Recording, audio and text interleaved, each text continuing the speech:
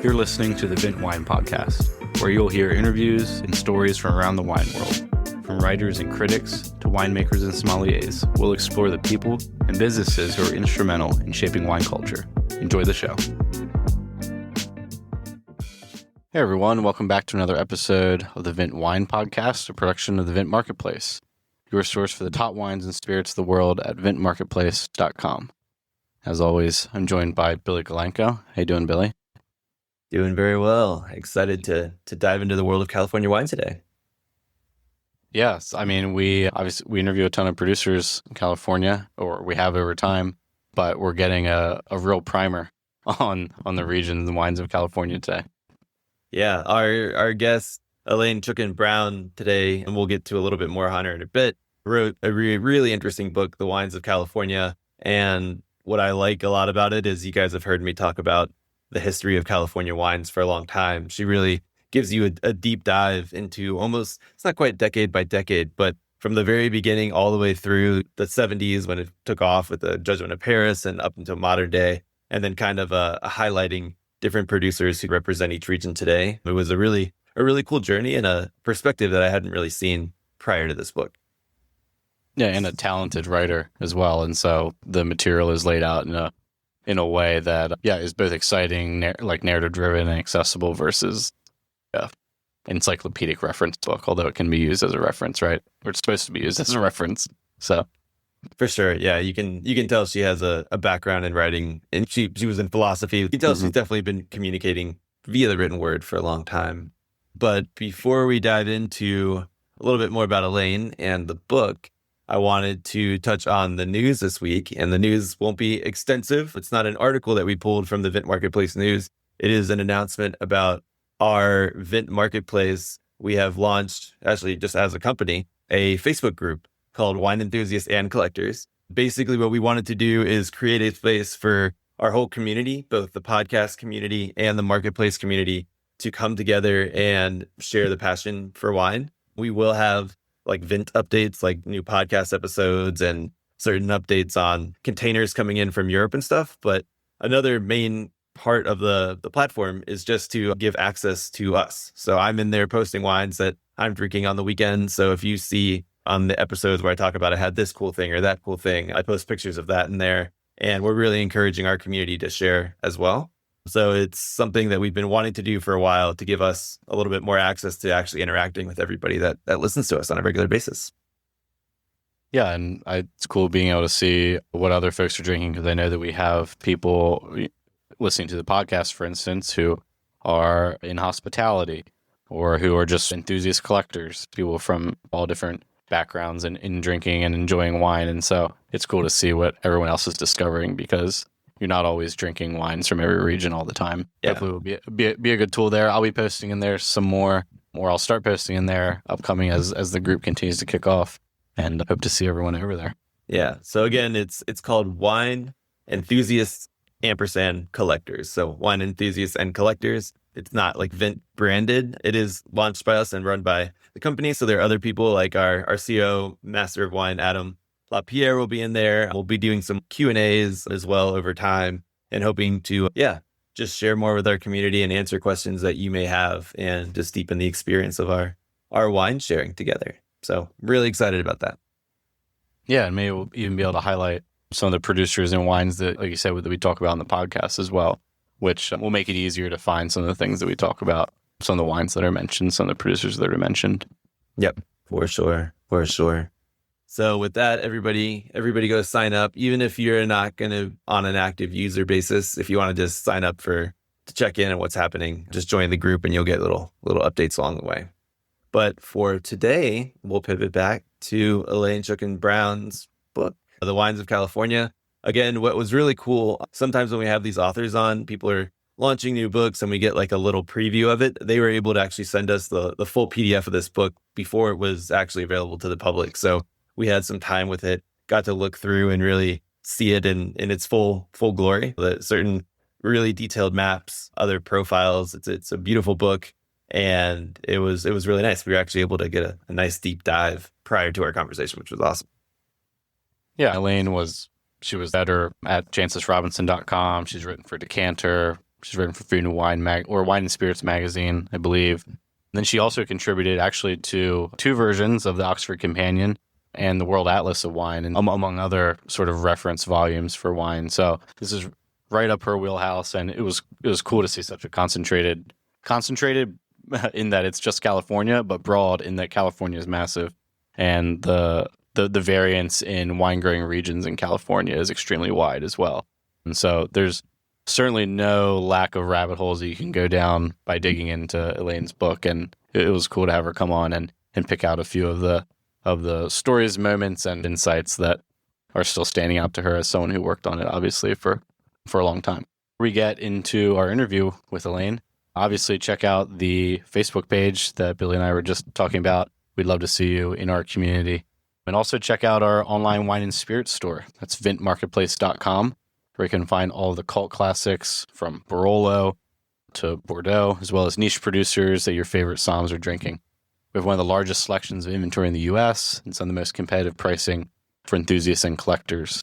The Vint Marketplace is your go-to shop for stocking your wine cellar. And now, without further ado, here is Elaine Chukan Brown.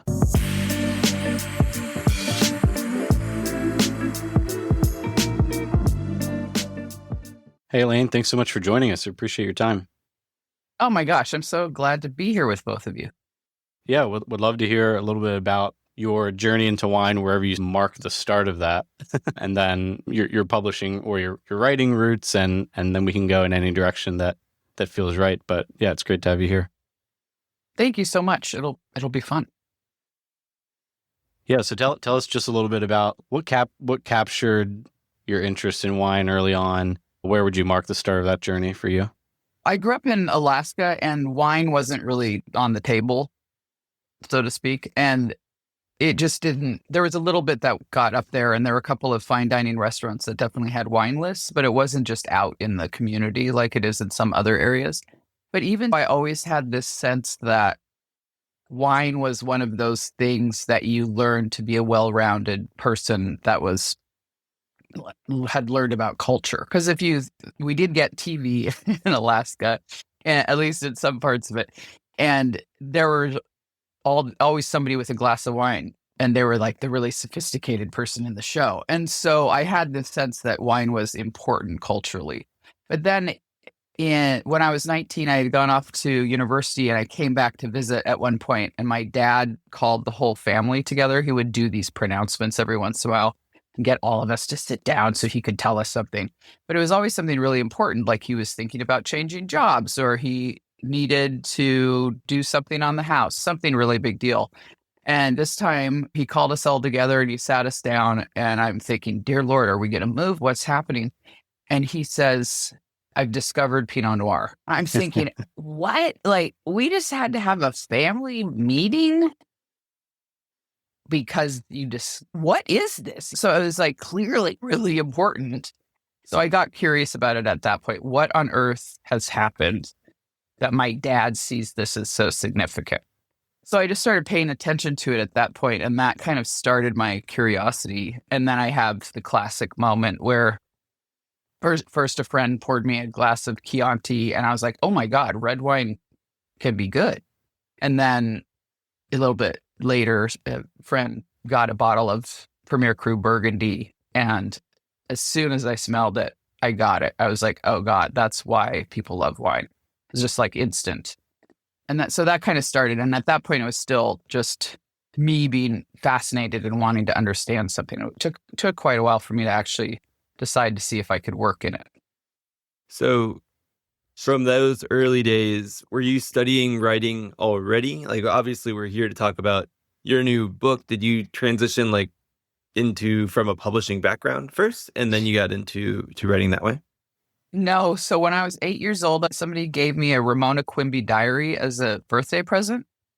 And everybody always said I looked like Ramona Quimby. So it was like, oh my God, if she has a diary, that maybe I should try that.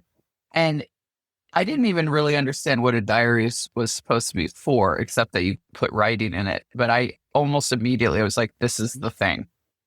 Whatever this writing thing is, this is the thing. And I started really imagining being a writer is really important, and what I really love doing, like as early as that. So I kept writing on my own and taking creative writing classes in high school and then in university. And in university, I decided, well, I might as well really understand how to do it. So I took technical writing and scientific writing and research and like all the things that connect to it. And then ended up becoming an academic. I was an academic philosopher. You have to do a lot of writing for that. So I just got very used to it being part of what I did in anything I was doing almost. And so then when I came into wine, it was natural to also be writing about it. That makes sense. And then when in your new book is The Wines of California, when did you move to California? It sounds like you were Alaska. I'm not sure where you went to university. How did you end up here and develop a passion for the state and its wines? Well, as soon as I graduated from high school, I really wanted to understand what the rest of the world was like. So I just started driving around North America and lived in quite a few different places because I felt like that was the best way to understand what's Seattle, what's Boston like. Lived in Montreal for a while too. But in the first half of my 20s, I lived in San Francisco and Santa Cruz. And then I left for quite a long time and then ended up, when I got into wine and decided I wanted to see if I could make it work, so to speak, I ended up moving to the Bay Area, to Napa, Sonoma. And that's where I still live. And that's really when there's a sense in which, in the biggest sense, that's when the book started. That was in 2012. I moved to Napa, Sonoma. The book is very much the way I write it is very much informed by what I had been doing previously, but on the wine sense, I moved to Napa, Sonoma in 2012 and started doing 6 days a week intensive visits with winemakers, viticulturists, farm workers, people doing the actual work of growing and making wine. And I would do 6 days, 8 to 12-hour days every week for several years, just driving all over it, while also traveling this way in other parts of the world as well. And so just over time, I kept gaining a lot of like really direct insight and one-on-one stories from people all over. And that really became the basis for kind of a lot of what's in the book. A lot of the research is really firsthand research from that kind of one-on-one time.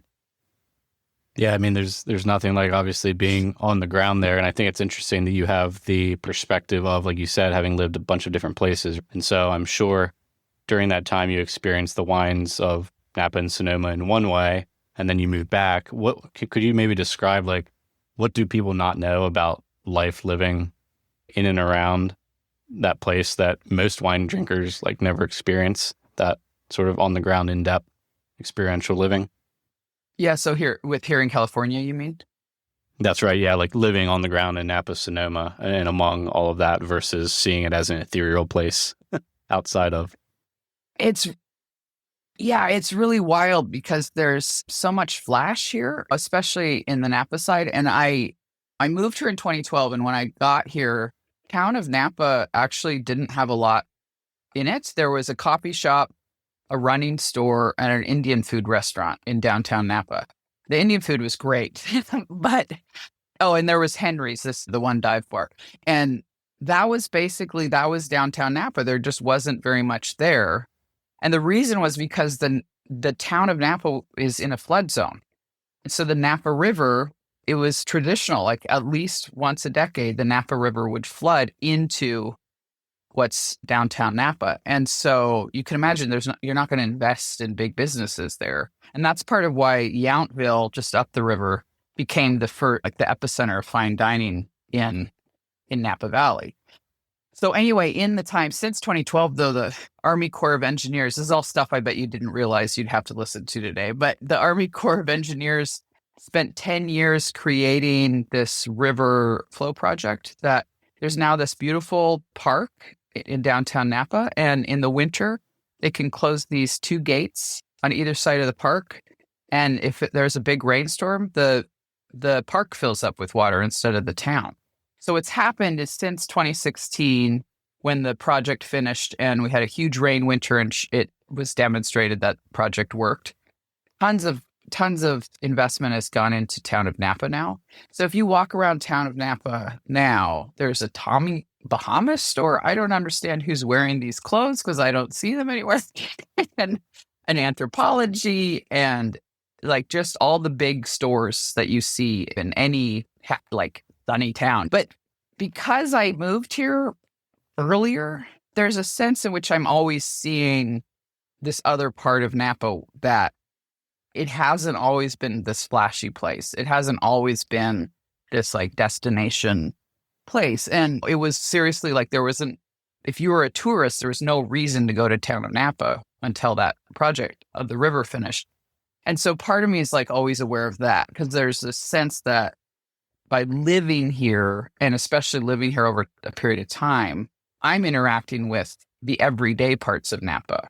And I don't like being on the main roads because they're full of people, especially during tourist seasons. And so I'm always taking the side roads. If you live in a place, you know where all the other roads are. And so I'm always taking the side roads. And the side roads are where regular people live and the regular businesses that regular people need are. And so there's a part of Napa that's it's just down to earth. It's a farming community. Everything you need in relation to farming supply stores, wine making supply stores, place you buy your work pants and work boots. It's all very down to earth.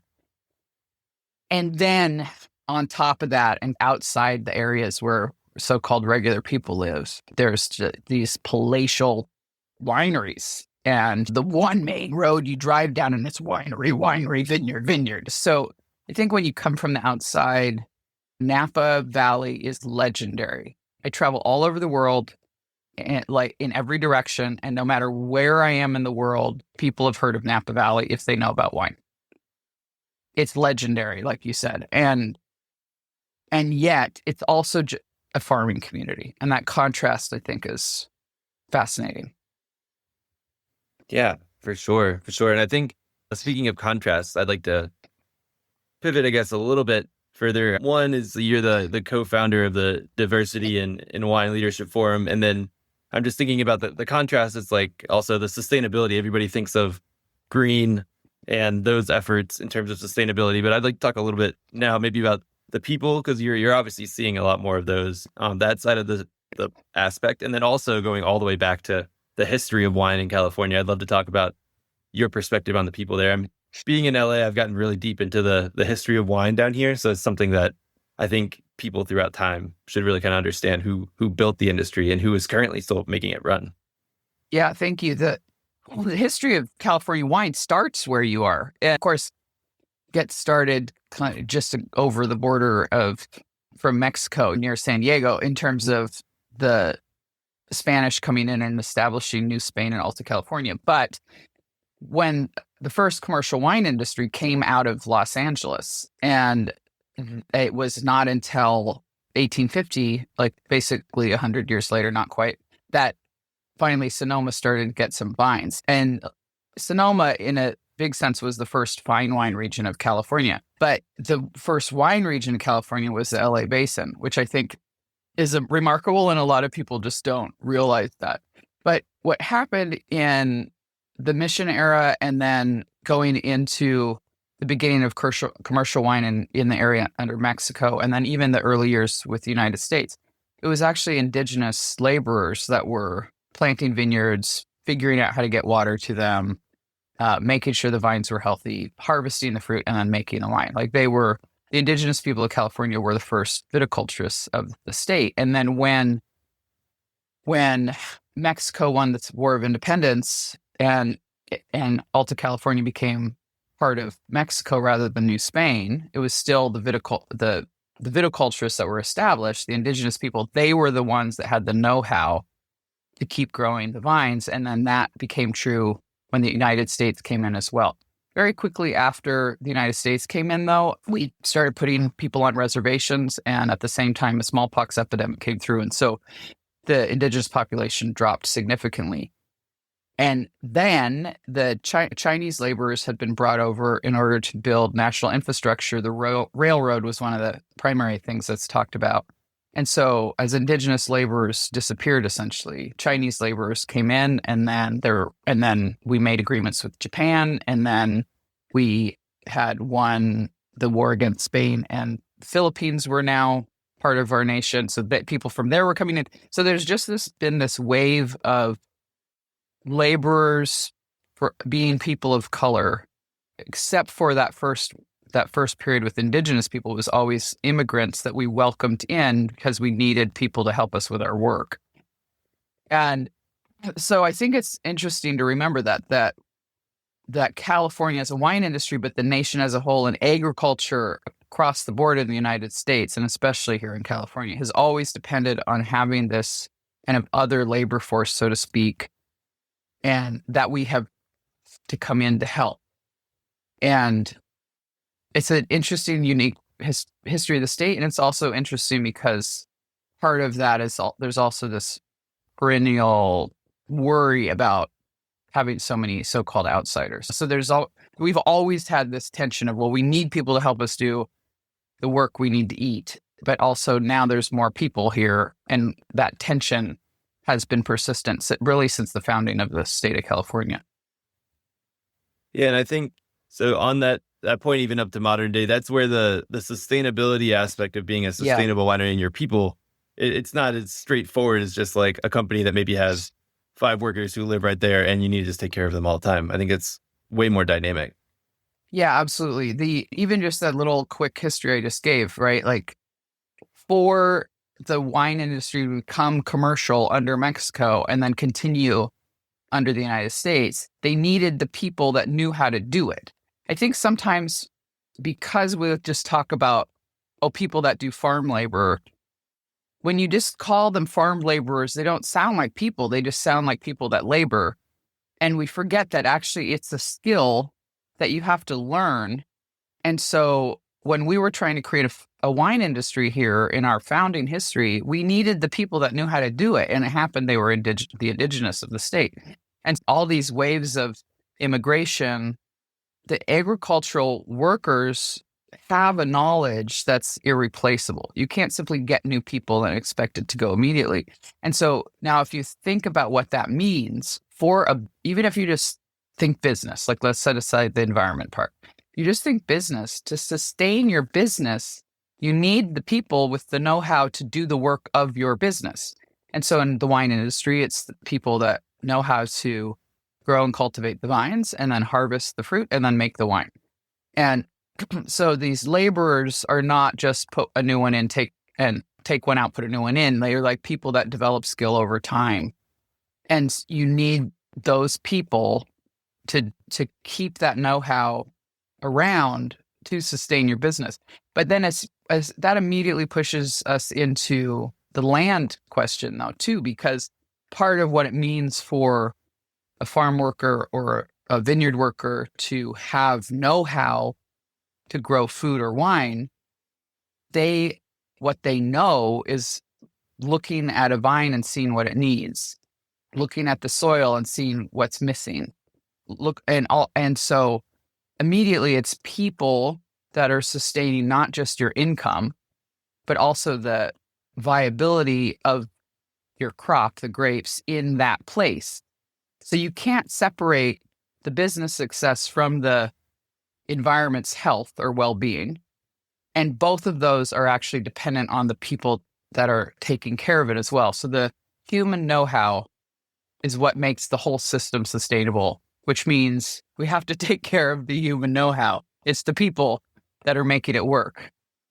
Yeah, and I think that when we talk about Napa, Sonoma, the Central Coast, and winemaking as like a modern movement today, where do you track the start of what we know, the regions that we're talking about? So Napa as it is today, where do you track the beginning of that? And I don't know how far back towards like Prohibition you have to go in your mind. Yeah, so a quick version of that is the first vines went into Napa in the second half of the 1800s. We got those first vines in Napa from Sonoma.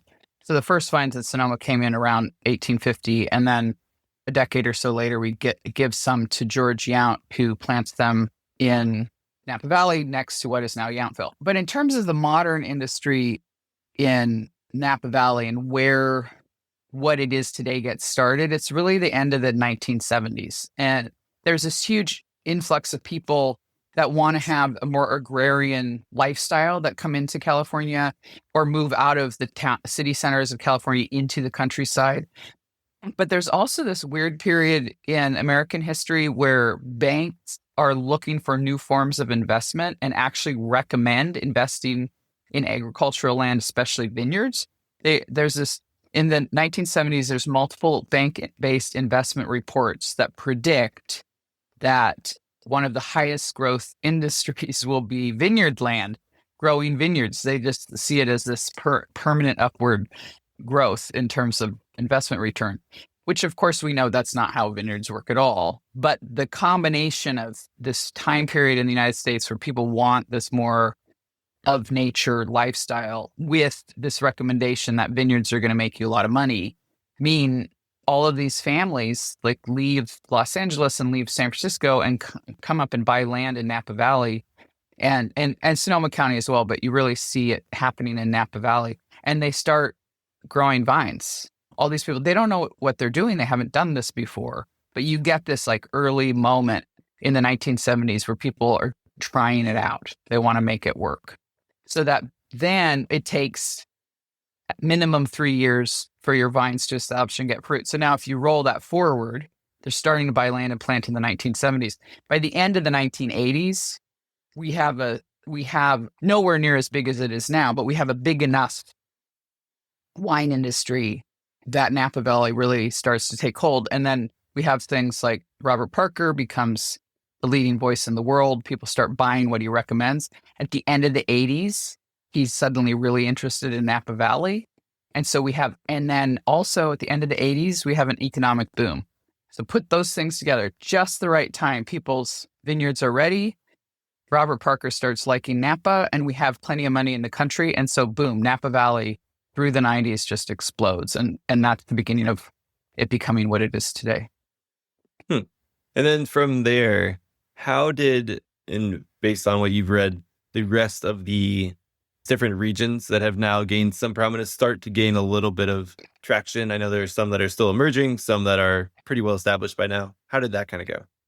Yeah, so the Livermore and what's now Silicon Valley, I mentioned Sonoma was one of the first fine wine regions of California, but simultaneously with what's now Silicon Valley and the Livermore area, that was this incredible region for fine white wine, which, is pre-Prohibition, and white wines really declined during Prohibition and after in California. So a lot of people don't realize actually we used to be incredible for sparkling and white wine all the way back to the 1800s.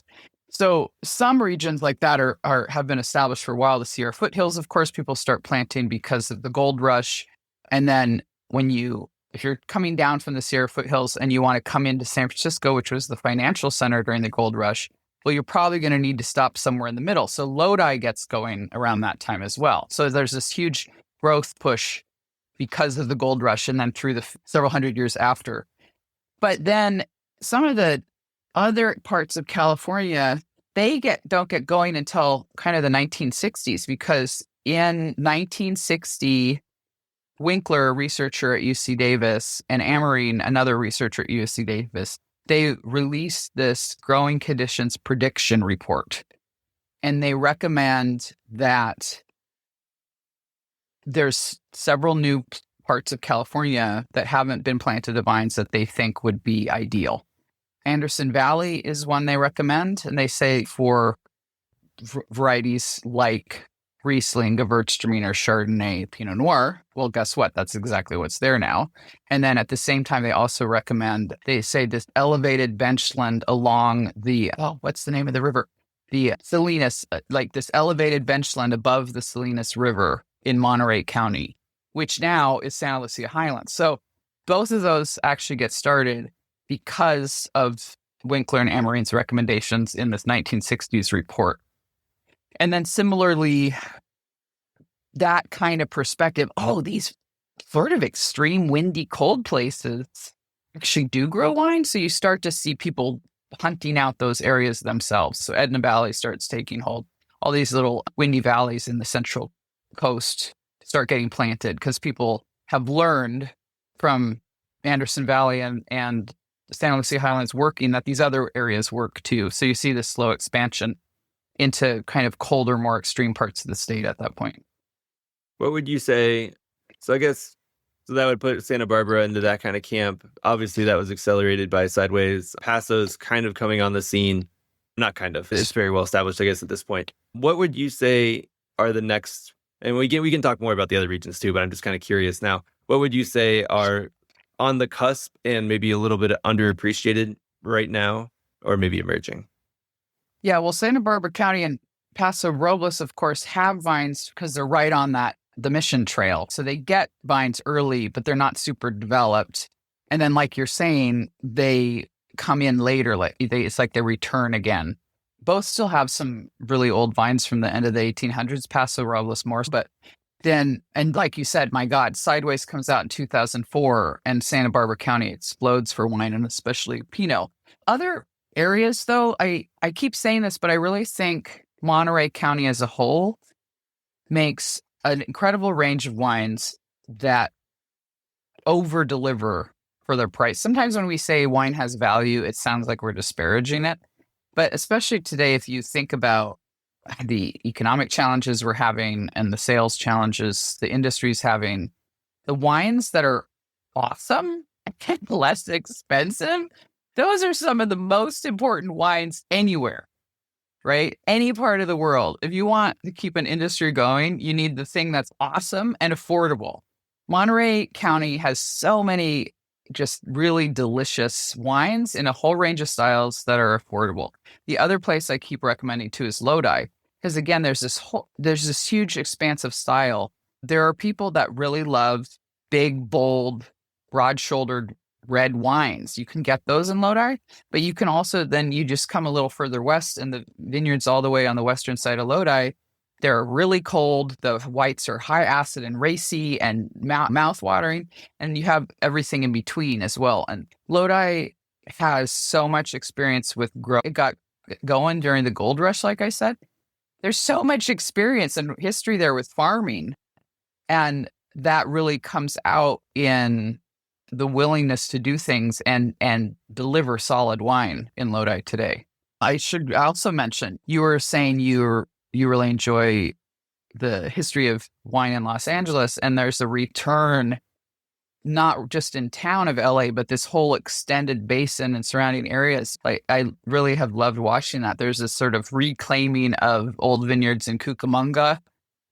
Temecula's always been a great destination for bridal parties, but actually people are reclaiming some of the older vineyards in Temecula, and some of the people that have planted in the last several decades are really focusing on making fine wine. Malibu has a few vineyards. There's some political challenges there. The locals don't want vines, and my God, there's of course even that one vineyard in Bel Air that's been there forever. But then if you go all the way out northeast of LA into the kind of higher plateaus in that part of outside of LA, you've got like Antelope Valley, the high desert, and people are planting vineyards there. It's very cool to see because it's an interesting combination in my mind, because Los Angeles historically has proven it can do well with wine, but because it hasn't done it as much for so long, it's all discovery again at the same time. It's like worthwhile discovery because there's this history that demonstrates it can happen, and now we have to figure out again how to do it. Yeah, with the one thing that comes to mind is just some of the extreme climate events across the state, all the things that winemakers, wine growers have to contend with climate-wise. Is there a reason to believe that over the next, just call it 25 or 50 years, Napa Sonoma just can't be the hub for wine anymore? Or do you not think that something like climate will be that driver? Well, I think that sometimes we think of climate change as this sweeping, continuous just block of change. But we have to remember California is a profoundly textured landscape with waterways and rivers and lakes around, and this giant San Francisco Bay complex, followed by California Delta, and then a massive valley in the middle of the state with rivers going down it. What that means is the weather systems of California are profoundly nuanced and varied. And so overall, there is this change in climate happening, and what that means in each particular location differs. So some places are getting more wind, places are getting more fog, others are getting less. Temperatures are increasing, but sometimes there's colder at night. So there's all these details that differ in specific spots. And so I don't believe that California or Napa at large will lose all wine, but it will change where it's growing, what it's growing, and how it's growing. So we're not going to lose wine because of climate change. We might not be able to grow some varieties in places we used to. We might have to farm differently than we used to, and we might move into places that didn't have them before, just like they did in the 60s. In your research in doing that, have you seen technology helping people adapt, or is it more people going back to doing less or more thoughtful farming, like a biodynamic type practice or regenerative? What are you seeing more, or are you seeing a concurrent combination of both to adjust?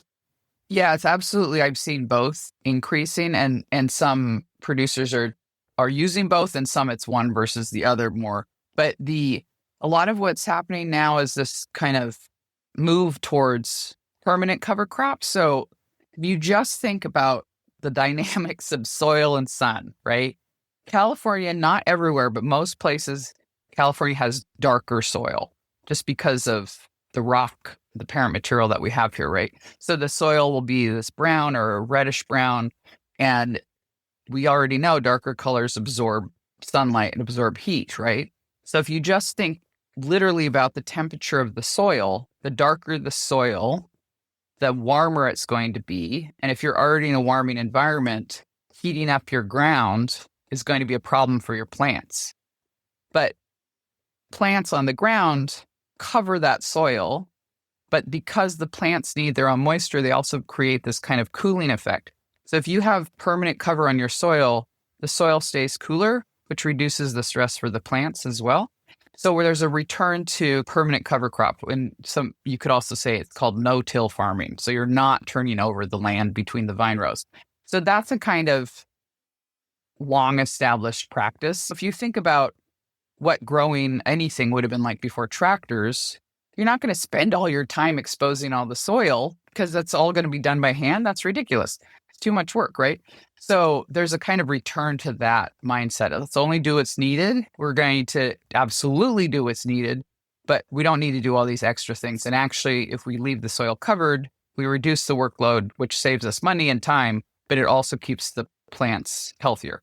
So that's one thing. But then at the same time, there's been an incredible increase in technology where instead of like weather stations in vineyards, instead of just taking the temperature, they can measure rainfall, they can measure the dew point, so literally the humidity of the air.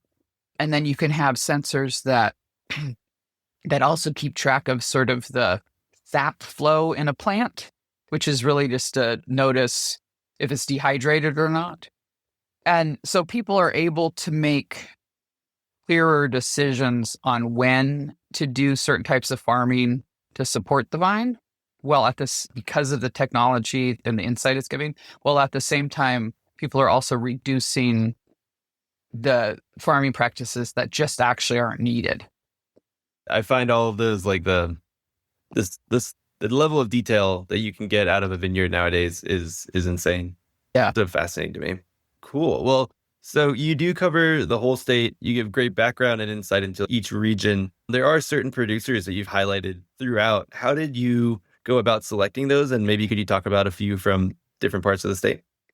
Yeah. So as you go through the regional section in the middle of the book, each region, there's at least some wineries mentioned. And in terms of selecting wineries, I was very intentional about having a really broad range of the style of wines being produced by the producers mentioned, the history, like how long the winery's been around, and like how big it is. So on that sense, there it covers the whole range altogether. The kind of wineries mentioned covered the whole range of possibilities in the state of California. But the idea was that they each needed to have had some kind of significant presence or impact in the state at their level they were at. So some of the wineries are really tiny, but their influence has been larger than their size, so to speak. And then some of the wineries mentioned they're larger, but they've been around so long, they've actually over time influenced how wine is even made. So the idea is every winery mentioned has been influential to the degree that that is relevant to its size, if that makes sense. Yeah, there's like different ones everywhere. Sierra foothills, I mentioned Turley. Turley actually they have 3 locations. They have one in Napa Valley where there are no visitors welcomed, and then they have 2 wineries where you can visit. One is in Amador in the Sierra foothills, and the other is in Paso.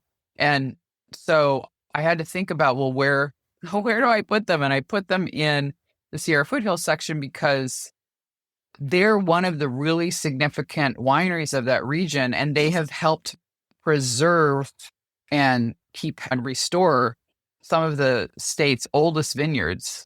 And a number of those, like the oldest vineyard in the state is in the Sierra foothills, and the oldest Zinfandel vineyard in the state is in the same part of the Sierra foothills. That's incredible. And Turley's played a role in helping to sustain those. So that would be one in the Sierra foothills. Going down to Paso Robles, right next to Paso, just west of it, there's this tiny, tiny little AVA called York Mountain. It's not officially part of the Paso Robles AVA, but it's this fascinating, incredible, tiny little AVA that can make, interestingly, people have been starting to move towards white wines there. It makes fantastic white wines, so definitely look for white wine from York Mountain. But Epoch is a really significant winery there. It was the first so-called modern winery in that region more than 100 years ago, and now Epoch has kind of like restored that original building and is really helping to bring attention to York Mountain. Down in Santa Barbara County, Aubin Clement is really significant. In the 1980s, Jim Clendenin, one of the founders of Aubin Clement, he started getting international attention and helped people realize this obscure part of California, Santa Barbara County, the inland part that actually is incredibly windy, foggy, and cold, that it could make incredible wine. And Jim then went on to mentor several generations of producers who now have their own wineries and wine labels. And so that's, again, this notion of influence. Aubin Clement not only helped demonstrate what quality could look like from the area, he helped build the industry by mentoring other people and giving them a first winery place to get started, which I think sometimes we just think, oh, a person came in, they started a winery and it succeeded. But actually, all of the connections they made, all the people they employed, their curiosity to what's happening around them, their ability to notice, oh, it succeeded over there, I bet I could do it.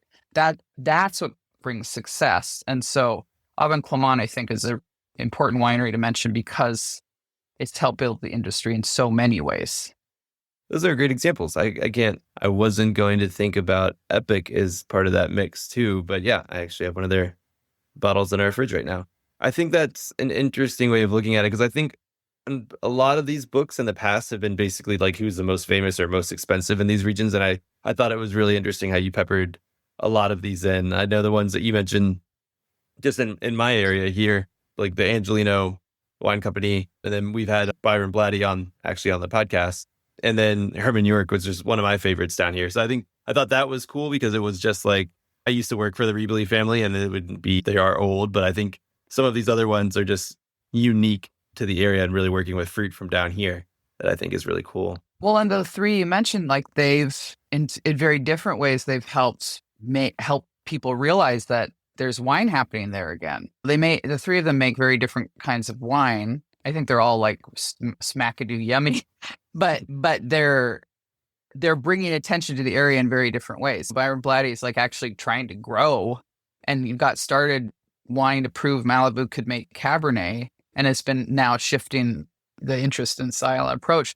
And then Angelino, my God, the wines are just like super yummy, delicious, been really experimental. And Herman York, I love the kind of camaraderie story that they have. And again, intriguing, delicious wines that reach back to vineyards with an older history too.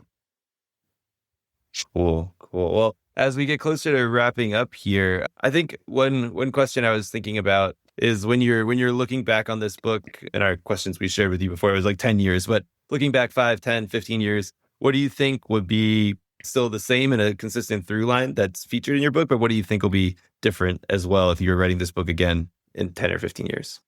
Ooh, boy, the thing that's consistent is something I've already said a couple of times, which is that, so as an example, Napa Valley became famous towards the late 80s, and all through the 90s became one of the world leaders of wine. And then part of why I moved to Napa Sonoma was because when I came to visit to consider where I wanted to move in the country for wine, I came here in 2012, and there was this community of people hanging out, tasting each other's wines that were so passionate and having so much fun and doing stuff that people didn't know about. It was not what Napa Valley was known for. And I came here and happened to connect with a number of people in that group and went to some of their wine tasting parties. And there was so much energy in it that I was like, oh my God, if this is about to blow up.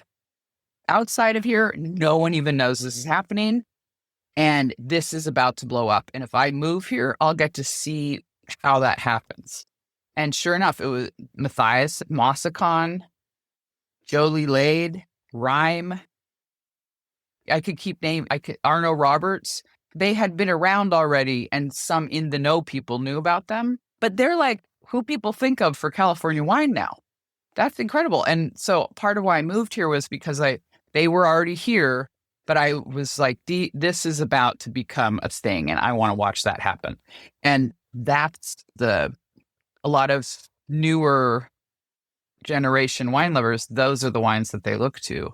I think that's amazing. But the thing that's the same, in the 1970s, when we were trying to figure out how on earth to create a more substantial wine industry in Napa Valley, there were people that were passionate and having fun and really excited about it, working together, and they figured it out. And you get the emergence of some of these, again, started a little before this, but there's Chapelet, Rubicon is now Inglenook. There's Spotswood is getting going. All these wineries getting going that are icons now.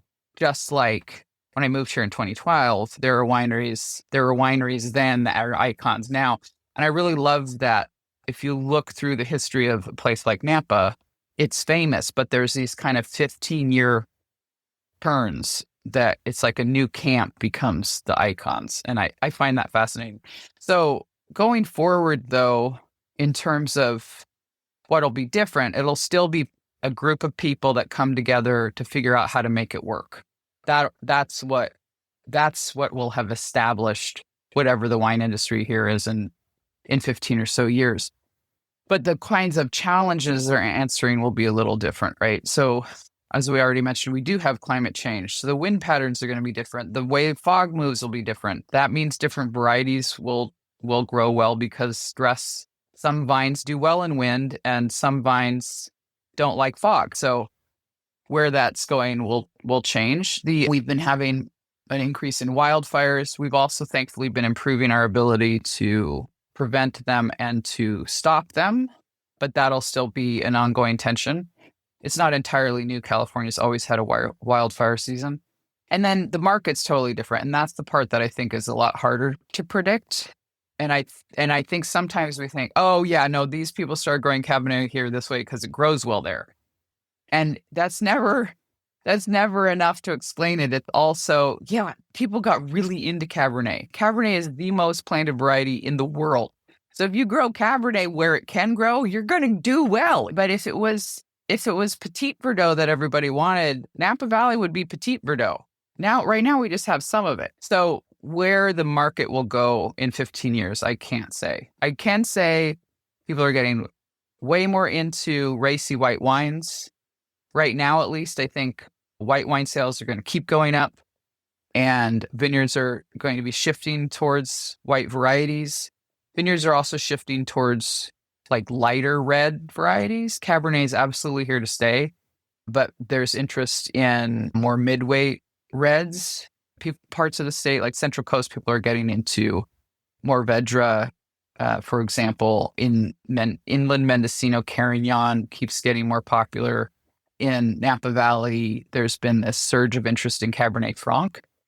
There's no more land to plant in Napa Valley, though, so some people are replanting to new varieties. And Cabernet Franc is one of the few that can compete with Cabernet Sauvignon for price. And so that's an example.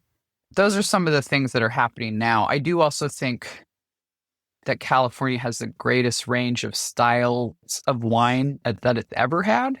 But that's also partly, I think, because we mentioned Robert Parker. He really dominated wine recommendations through the 90s into the 2000s. We don't have a person like that anymore. We have a lot of disparate camps of people getting recommendations from lots of different people. And so that means there is room for a greater range of style, because that's a lot of different opinions about what's good and a lot of different preferences for it. So I do think the kind of range of styles will continue, but which ones will dominate, we'll have to find out. Thanks so much, Elaine, for sharing. It's not often that we get someone who has such extensive knowledge from the south all the way to the north and can talk about these regions in as much detail as you. I think the excerpts that we got from your book were, I think, organized in a really accessible way. So I applaud you. Cool, because thank you. Yeah, it's easy to get a little bit, not in the weeds, but to present the landscape as more complicated than needed in some of these kinds of books. So I appreciate your approach. No, thank you. I really appreciate hearing that. Thank you so much for your time, and thanks for joining us. Thank you. Great to see you both.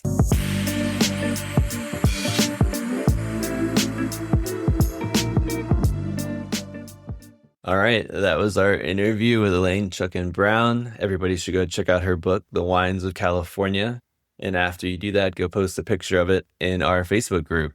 You can find the Facebook group through our Facebook page, the Vint Marketplace Facebook page, or just type in Wine Enthusiasts and Collectors in Facebook. Our background photo is a beautiful sunset shot from Sauterne that I took myself. So everybody go join the group. And that is our episode for this week. We'll be back with another episode next week. Cheers.